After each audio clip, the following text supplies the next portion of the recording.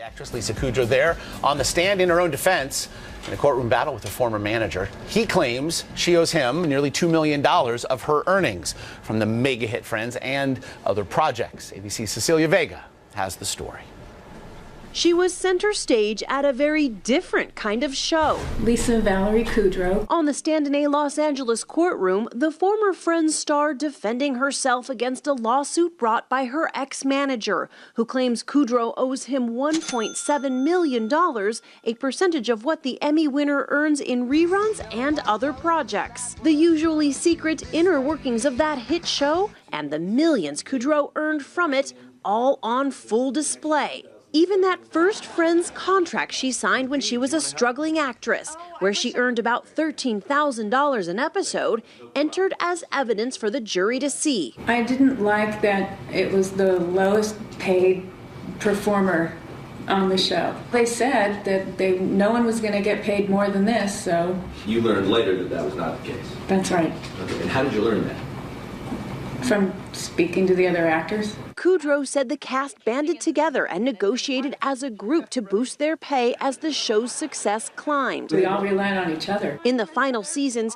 Kudrow earned more than $1 million per episode. The issue before the jury, whether Kudrow owes her former manager Scott Howard money from what she earned after they parted ways. They had an oral agreement that Howard managed Kudrow in exchange for a 10% cut. I believe that at the end of the day, the agreement should be honored.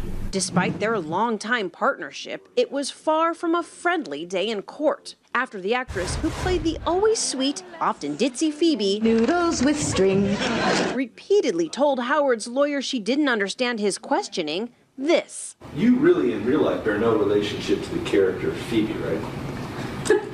You mean like right now? I don't know. She was pretending to be dumb during cross-examination. You're not acting now, right? The Friends star's camp says it has no comment until this case is closed. For Good Morning America, Cecilia Vega, ABC News, Los Angeles.